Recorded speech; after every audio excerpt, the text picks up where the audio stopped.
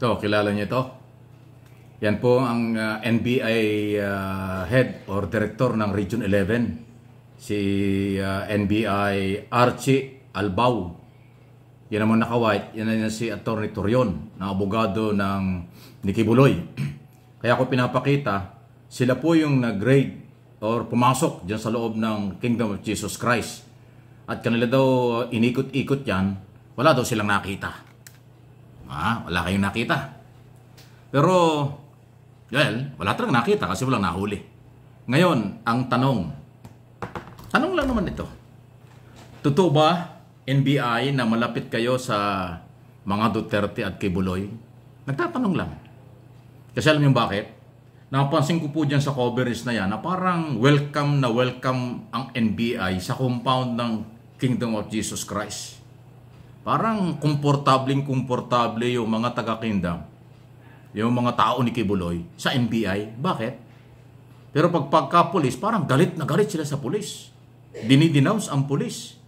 Illegal daw pagka-pulis. O bakit pag NBI parang hindi naman kayo nagsabing illegal? Ay pare-paras lang naman ang kailang dala. Warrant of arrest galing sa korte at hinahanap ang itinuturing ng pugante na si Apollo Kibuloy. So, tanong lang naman ito at observation. Bakit parang malalim ang relasyon ng KOJC, Kingdom of Jesus Christ, dyan sa mga taga-NBI? So, Director, ano bang posisyon nito? Nitong si Archie Albao. Siya yung head ng NBI Region 11. Huwag naman kayo magagalit. Tinatanong ko lang. Totoo ba na malapit ka sa mga Duterte at Kibuloy? Kaya para bang pagpapasok ka dyan sa compound, masaya pa yung mga taga-kingdom? Ganun ba yun? Naku, baka malaman ito ni Director Santiago ng NBI. Si Director Jimmy Santiago, kilala ko yan nung reporter pa ako na nagko-cover sa pulis. Dating Manila Police yan. Dating piskal, prosecutor, naging retired, naging judge, naging retirong judge, at ngayon director ng NBI. Ayaw niya ng palakasan, ayaw niya ng mga relasyon ganyan. Tinatanong ko lang. Alam kaya ni NBI Director Santiago na di umano malapit itong si NBI Archie Albao kay Kibuloy at Duterte dyan sa Davao? Kung yung mapapansin, ang mga pulis, Regional Director at Chief of Police sa Davao, ilang beses nang pinalitan. Ngayon na nakaupo dyan si General Torre ng Region 11. Di ba? Yung NBI, hindi ba kailangan magpalit? Yung NBI ba mananatili dyan? Kasi observation lang ito, huwag kayong magagalit. Talaga bang hinahanap nila si Kibuloy or pumasok lang sila dyan kung ano?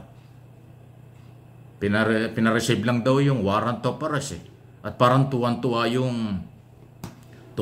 pa yung attorney doon sa pagpasok ng NBI. Nakita nyo, wala daw gulo, wala daw kung ano-ano, para bang, ito, pakinggan nyo yung sinasabi niya. Namin yung kingdom consists of 4.2 hectares. Ayan. A 3-story yan ang NBI director. Kingdom. NBI head sa Davao. Underground, pinasok natin yung buong area.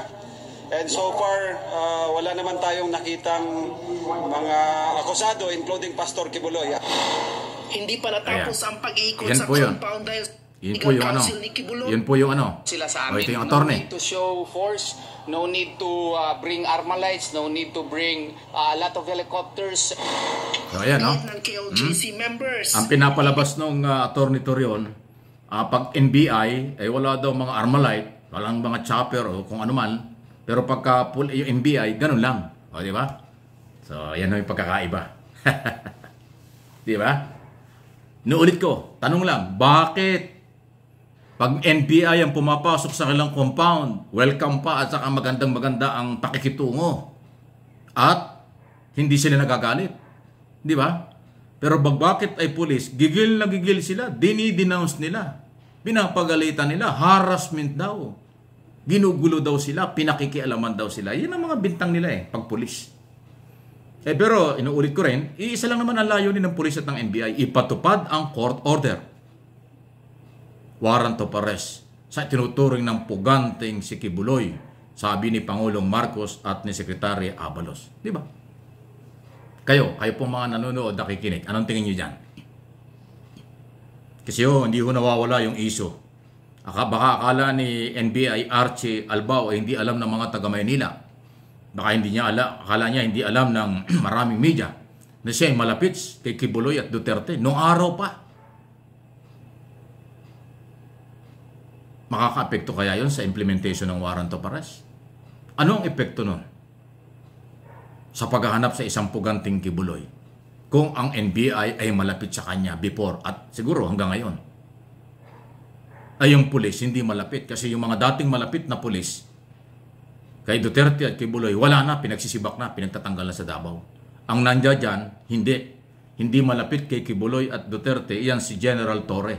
Pero si General Torre, para sa inyong kalaman, although galing yan dito sa Quezon City, as Quezon City District Director ng Quezon City Police District, yan po'y taga Mindanao, taga Cotabato yan. Ang lahi niyan, taga Cotabato.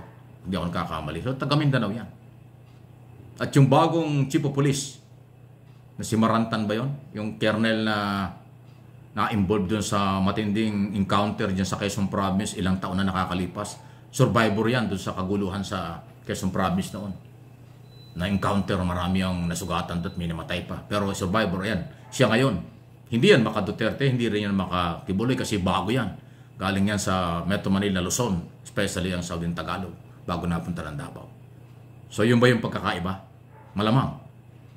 Yung pulis na mga dating di umano'y kaalyado na natanggal. Kaya galit ngayon sila. Galit yung mga member at followers ni Kibuloy sa mga pulis kasi hindi na niya kaalyado, ay nakapwesto. Pagkatapos yung NBI, ang sarap ng kanilang reception, parang hindi magpapatupad ng warrant of arrest. Parang winelcome pa eh. Ano yon? Kawawa naman ng taong bayan pagka ganito. So, trabaho lang ito, walang personalan at ito observation, analysis at opinion yung aking sinasabi sa mga nangyayari.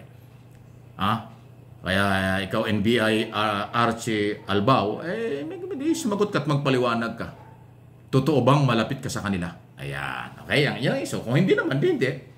Kailan ho, baka malaman ni General Santiago yan. Baka ma-relieve ka nang wala sa lugar. Kasi hindi papayagan yan ni Director Santiago ang mga palakasan system. Lalo na yan, seryoso yan sa pagpapatupad ng batas. Kasi nga dating police, dating prosecutor, dating hukom, dating judge, bago naging director ng NBI. At talaga hong iba na nga ang NBI ngayon, nakakapangalan na ulit, hindi katulad ng araw, baliwala eh.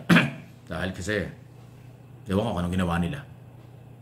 Well, paki-like lang po ninyo ang ating mga video na pinag-uusapan dito sa aking mga channel, especially dito sa MA Pinoy TV. Salamat sa mga subscriber, followers at viewers.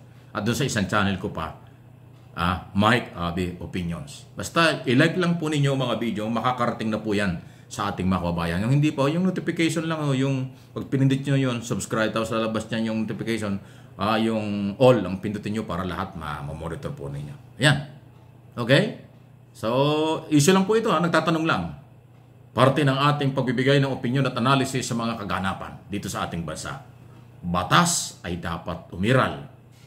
Iwasan kung meron man na kampihan, palakasan o pagkakaibigan.